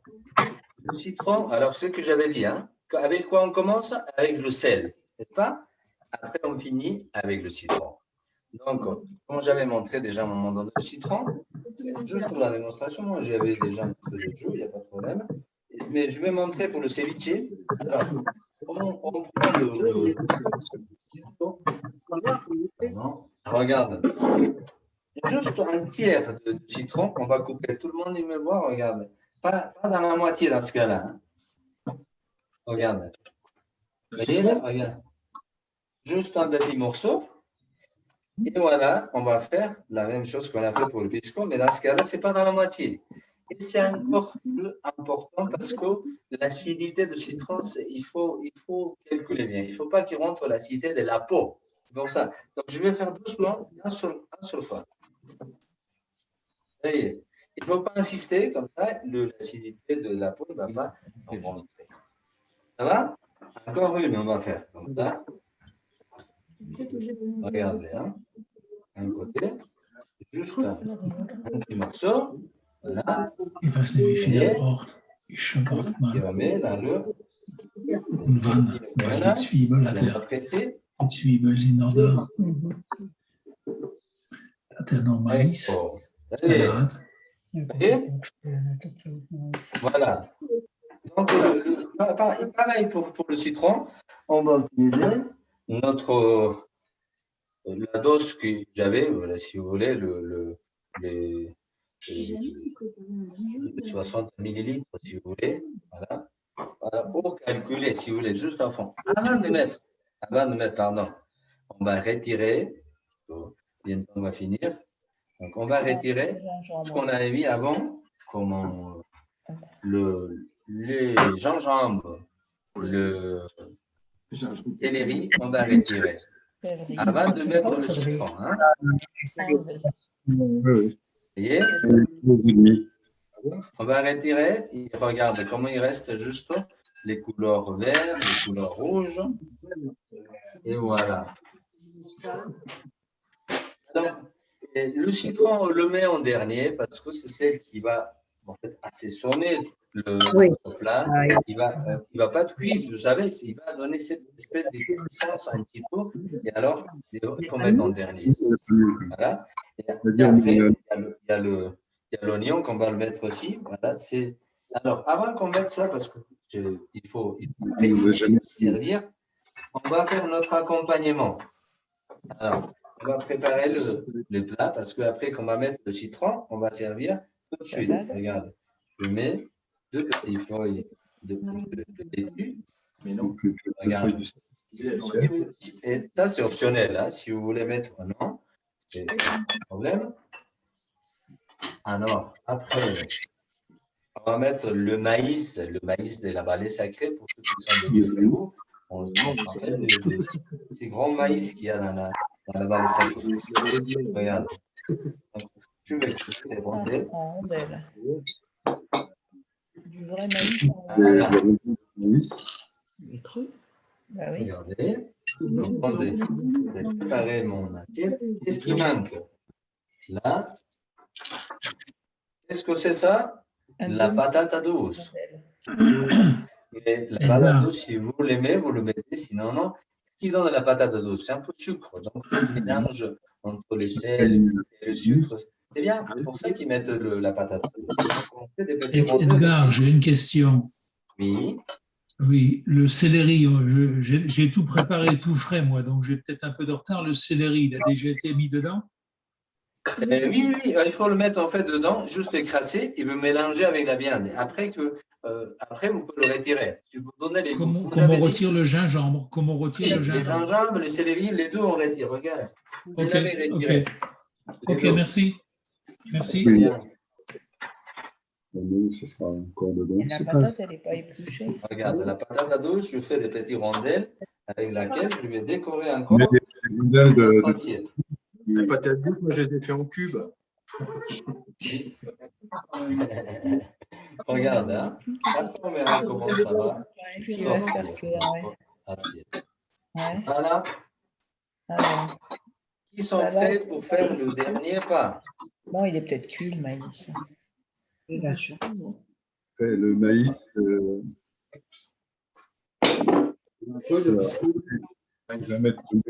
Vous êtes prêts? À la fin. Je vais commencer à mettre l'oignon, regarde. Hein. Mélanger encore. L'oignon. Mélanger. Comme ça, je vais calculer combien je vais mettre d'oignons. Et regarde. Pour qu'il y ait d'oignons, mais pas plus d'oignons que la viande. C'est ça, en fait. Vous voyez? Moins d'oignons que le poisson. Voilà. Et le dernier, le citron pour servir. Là, je vais calculer avec cette mesure, mais sinon, juste, il faut mettre. Sur la table. Vous voyez, je suis en train de mettre le citron. Regarde. C'est encore, ben je calcule là. Un demi encore. Voilà. Et les goûts qui commencent à sortir dedans, c'est extraordinaire. Regarde. Edgar, oui. Je n'ai pas vu à quel moment on rajoute le maïs. Le maïs, c'est juste pour la décoration, regardez. D'accord. Oui, tu es dans l'assiette. Ouais. Oui, dans l'assiette. Voilà. L'assiette. Voilà. Maintenant, il faut servir tout de suite. Hein, dès qu'on a préparé tout, regardez ce que je vais faire. Sur le, comment j'avais mis un coin. C'est du poisson cru. Mais tout le reste, c'est cru, ils n'aiment pas les légumes crus. Ok. Il y a du maïs et il y a de la patate. Oui, voilà. Ça, je peux manger, mais regarde, ça, c'est pour une personne. Listo. Oui, regarde. 300 grammes. Elle est là, regardez. Notre ceviche est prêt. Ça va? 300 grammes, j'en ai le double. Il fait des commentaires sur les quantités. Alors, et qu'ils sont préparés, ils sont finis? Ouais. Alors, Christelle, ça y est? Regardez. Oui, oui, oui. Ah, Francis aussi, il est en train de mettre le citron, très bien. Voilà. C'est ça, en fait, le résultat final, voilà. J'ai pas servi. Il est servi. Bon appétit. Bien. On peut goûter. Regarde. Pas grand-chose. Le maïs et la patate rousse sont servis comme ça, il n'y a pas de sauce dessus. Non, non, c'est parce que déjà, pour accompagner. D'accord. C'est l'accompagnement. Ah oui. Voilà. Maintenant, Ronnie. En robe de chambre. Voilà, on va attendre un petit peu que tout le monde finisse la préparation, qu'il se sert. Ah, c'est vrai, c'est vrai. Oui, bon, on peut commencer à discuter. Je vais lire un petit peu ce qu'on a écrit sur le chat. Et il y a quelqu'un qui a demandé combien d'espèces de piments on trouve au Pérou. Il y en a autour de 350 variétés de piments. Donc, ça fait partie de notre gastronomie aussi. Et des fois, les piments ne sont pas forcément piquants. Et les piments sont utilisés aussi pour donner la couleur, le goût. D'accord? Et dans ces cas-là, Edgar a utilisé un piment piquant. Mais il y a aussi des piments qui ne sont pas trop piquants. Et après, c'est Peggy qui avait dit 1 pour la patate, 0 pour les piments. Oui, effectivement, on a plus de patates que de piments. Et après, j'ai demandé pour le maïs. Pareil, pour le maïs, on compte plus de 50 variétés de maïs au Pérou. Et voilà, donc pour donner un peu... voilà, après Peggy a dit qu'elle va prendre le premier vol au Pérou, non? Vers Lima. Voilà, bien perdu Peggy. Quand on peut.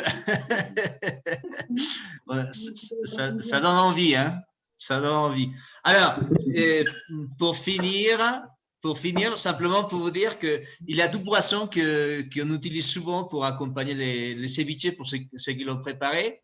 Et au Pérou, voilà, il y a une boisson qui s'appelle Inca Cola. Voilà.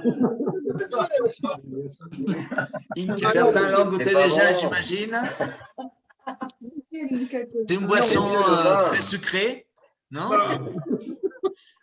Alors, dans mes statistiques, c'est 50-50. Hein? 50% des Français aiment, 50% des Français et 50% des Français n'aiment pas. Alors, je ne sais pas de quel côté vous êtes, mais en tout cas, les Péruviens, on adore. D'accord? Il n'y a pas une ceviche qui n'est pas accompagnée avec l'Inca Cola. Mais si vous êtes en France, évidemment, c'est pas facile à trouver. Alors, vous pouvez l'accompagner avec un verre de bon blanc. Moi, j'ai utilisé une marque péruvienne qui s'appelle Tipalca. Voilà, ça accompagne très bien. D'accord? Alors, j'aimerais bien qu'on accompagne le santé, pour ceux qui n'ont pas fait tout à l'heure et ceux qui ont encore le cocktail. On peut faire à la péruvienne. Hein? Arriba. Arriba. Arriba. Arriba. Abajo. Al centro. Al centro. Adentro. Voilà. Maintenant, je vais vous demander si vous pouvez nous donner en un mot qu'est-ce que vous avez appris ou qu'est-ce que ça vous dit cette expérience. Je vais vous appeler et vous pouvez nous dire. Christelle. Hein? Envie de revenir au Pérou. Nous, on a adoré. Merci. Monique et Thierry. Il faut refaire une expérience à refaire avec une autre recette. Oui, une autre recette. Nous avons beaucoup appris. Et je voudrais juste passer un message, si c'est possible, à Bien Raoul, que tous les matins, je pense à lui. Nous avons eu la chance de préparer le café de le brûler et ensuite de le moudre et de le boire. Donc, tous les matins, quand on boit notre café, c'est... Chulito, ¿me puedes prestar un segundito, mamito, Chulito? Sí, porfa. Voy a... Super, merci. Francis. Merci. Bien, moi, je suis venu à Cusco déjà, donc ça m'a fait revoir le marché, revoir, comment dirais-je, entendre des noms que j'avais entendus et je ne me souvenais plus. Et on était venu pour la fête de Inti Raymi, donc la fête du soleil au mois de juin. C'était magnifique, tout simplement, magnifique. Et j'ai un peu de tristesse dans l'âme d'être si loin de vous actuellement. Voilà. Merci, Francis. Et Chantal? Oui, ben, très belle expérience. Moi, j'aurais adoré goûter tous ces beaux fruits de toutes les couleurs qu'on n'a finalement pas goûté sur place, et c'est dommage. On avait goûté l'ananas, mais les bananes, mais je n'ai pas souvenir de ces petits fruits rouges qui avaient l'air très très bons. Mais ce n'était peut-être pas l'époque. On y était venu en mois d'octobre, donc ce n'était peut-être pas la saison. Et sinon, très, très bien, et j'ai relevé la recette et je la ferai la semaine prochaine pour le ceviche. Et j'ai beaucoup de plaisir de revoir Raoul. Très bien. Très bien. Jacques? Eh bien, nous ne sommes pas allés au Pérou, je ne suis pas sûr pour y aller, mais ça nous a fait très plaisir de rencontrer Raoul à nouveau pour visiter un marché, parce qu'à Buenos Aires, nous avions visité le marché et c'était une expérience très sympathique avec des bonnes choses à manger et à boire. Et donc, nous n'avons pas fait la recette, mais nous la ferons effectivement à la maison, maintenant que j'ai bien compris. Voilà. Et il faut dire aussi que c'est une expérience que nous sommes prêts à refaire avec un essai à la cuisine, cette fois-ci en direct. Merci. Chantal? Je viens de te parler. Pardon, excuse-moi. Bruno et Dominique? Bah, on était bien contents de l'expérience, là. On a pu revoir un petit pisco. Et puis, on a revu Edgar, on était bien contents de revoir Edgar aussi. Il a l'air en pleine forme. Je suis très content de vous voir. Merci. Peggy? Eh ben, nous, on s'est souvenu avec Peggy de notre premier ceviche au bord d'une route, voilà, quelconque. Ça nous a remémoré quelques souvenirs. Et puis, on s'est souvenu de notre retour en France. On trouvait qu'il n'y avait pas assez de ceviche dans les restaurants. Voilà. Merci. Emmanuel? Oui, ça a été un grand plaisir de vous revoir tous les deux, Edgar, Raoul, et puis tous les habitants du Pérou aussi. C'était comme une évasion vers ce monde magnifique que nous avons découvert. Et ça a été vraiment un grand plaisir de partager ce moment avec vous. Merci beaucoup à vous tous. Merci, Emmanuel. Et Céline? Pas au Pérou. Eh ben, je suis très heureuse d'avoir partagé cette expérience avec vous. C'était chouette, sans pouvoir faire un vrai voyage, de pouvoir se connecter par Internet. C'était chouette. Très bien. Gilles? Oui. Réouvrez les portes, on arrive. Merci. Je vais parler avec Monsieur Président. Oui, d'accord, ça marche. Le sac à dos est prêt, on s'en va. Merci. Didier et Aude.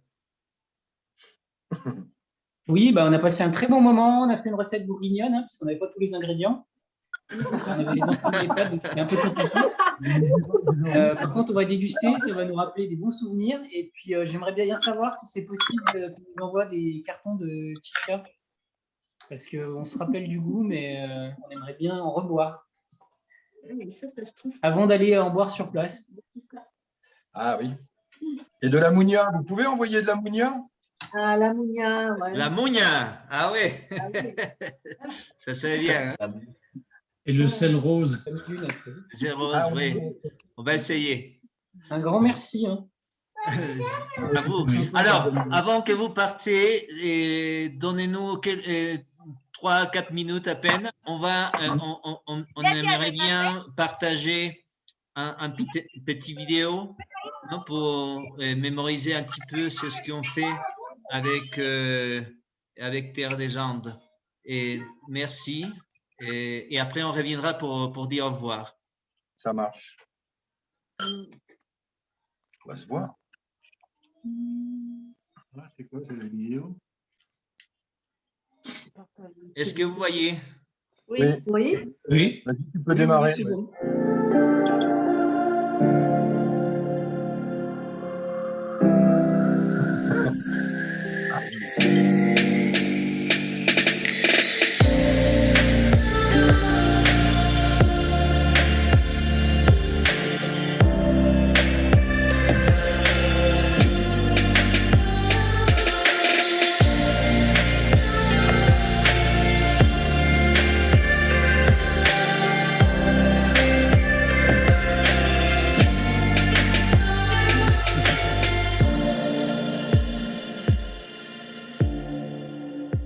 Terre des Andes, c'est voyager autrement.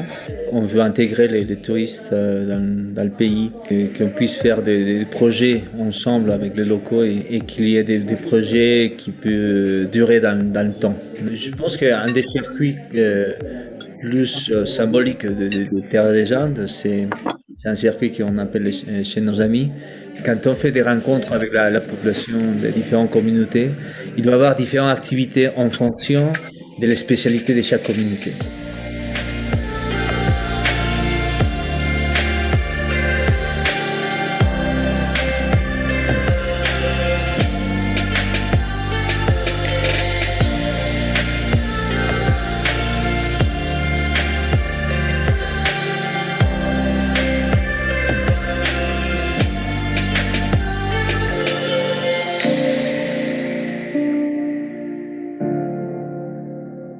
Terre des Andes, c'est la rencontre.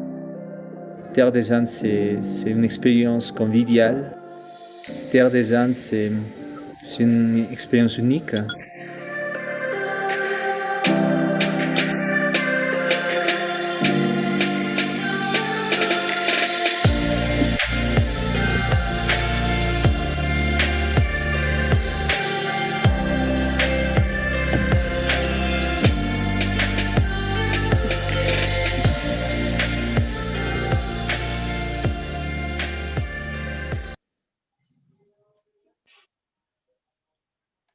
Voilà. Merci. Alors, je vais passer à Raoul maintenant pour qu'il puisse dire au revoir.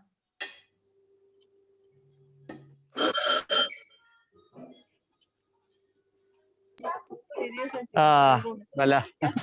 Merci beaucoup à chacun de vous pour participer dans cette expérience qui est un peu différente, mais que grâce à qu'on peut se réorganiser, on peut s'adapter à les situations actuelles. Est-ce qu'on peut partager ce type de expériences avec vous? C'est un grand plaisir parce que vous avez touché profondément à l'intérieur de nos cœurs avec l'expérience qu'on a passée ensemble, soit ici au Pérou, à Cusco, ma ville, et en Patagonie, etc. C'était des grandes rencontres qu'on a fait. Et ça ne va jamais oublier, ça ne va jamais rester d'un côté. C'est toujours un mouvement pour moi de vous rencontrer, de vous voir, d'avoir votre nouvelle. Moi aussi, je me sens très gratifiant pour vous montrer un peu cette expérience grâce à Terre des Andes qui a participé pour cette expérience, qui nous a encouragés et voilà, qui nous a fait rencontrer de nouveau. Donc, profitez bien d'être ici, de partager à tout moment avec vos proches, de sentir le soleil qui touche, qui vous chauffe et qui vous tient ici bien illuminé. Prenez bien vos pieds sur la Pachamama, la mère terre, pour qui vous charge d'énergie et entre vous, embrassez fort, fermez très fort entre ses bras et le meilleur pour vous. J'espère qu'un jour, on pourra se revoir et on pourra se toucher et on pourra continuer à partager cette belle expérience. merci, merci de tout mon cœur. Merci, Raoul. Raoul. Merci à toi, Raoul. Grand merci. Edgar. Allez, moi aussi, je vous remercie pour être avec nous, même pour ce moyen-là. Mais alors, on est très contents de vous revoir pour tous qui sont venus au Pérou, Bruno, Dominique, Emmanuel, merci. Pour les autres, Merci, merci, Edgar. J'espère qu'on va se rencontrer de nouveau, comme on dit Raoul. Alors, on va vous recevoir très content, toujours. Ah, merci. Alors, Merci à toi, Edgar. Allez, Merci, c'est au bonne revoir. recette, Edgar. Au revoir. Merci, merci à Au vous. revoir. Paul. Merci, merci à vous trois et merci à tout le monde d'être là. Voilà, c'était vraiment. Moi, c'est la 4e que je fais avec vous et à chaque fois, c'est un grand moment de connexion et de partage en tout cas. Et voilà, ça me donne aussi envie de venir vous voir très très rapidement. C'est sûrement le début aussi. Je sais que vous avez plein d'idées et qu'on va sûrement faire peut-être une autre série d'expériences comme celle-là. Alors peut-être pas autour de la cuisine ou peut-être autour de la découverte de Cusco ou peut-être une expérience musicale. On la communiquera à tout le monde si vous êtes intéressé, mais voilà, en attendant en tout cas de se revoir, ça permet de vivre, enfin de ressentir quelques émotions, quelques sensations, même virtuelles. Donc merci à tous d'être là et merci encore Edgar, Raoul et Ronnie pour ce que vous donnez. Et merci à vous tous. Merci à Paul également d'avoir organisé tout ça. Ça fait chaud au cœur de revoir tout ça. Merci beaucoup. Merci pour l'organisation. C'est un beau voyage ce soir. Merci. Voilà, merci énormément à tous. Vous êtes toujours invités en Amérique latine et on espère vraiment se revoir bientôt. Voilà, est-ce qu'il y a quelqu'un qui veut encore dire quelque chose? Voilà, on laisse ouvert les micros. Merci. Merci. Merci, tout simplement, merci. Merci, à la prochaine. Merci à vous. À bientôt, à bientôt. Merci. Au revoir. Au revoir. Au Au revoir. Allez. Au revoir. À la prochaine. Ouais. À la prochaine, bien sûr. À la prochaine. Génial. Merci. À la prochaine, comme on dit en quechua, Tupananchiskama, mes frères et mes sœurs. Salut, salut. Au revoir. Au revoir. Merci beaucoup. Merci beaucoup pour le voyage. Muchas gracias. Génial. Au revoir. Allez, au revoir. Au revoir. Adios. Adios. Il est encore dans le marché. Oui. Il va dormir là, Raoul. Je suis dans la haute coutume. J'étais en train de couper mes pantalons. Ils étaient trop longs. J'ai passé 15 kilos. Je suis à poil. C'est pour ça qu'il m'entend pas. Okay. Allez, bye bye. Bye. Adios, adios, au revoir. Adios. Mais c'est pas grave. Depuis que j'ai mangé.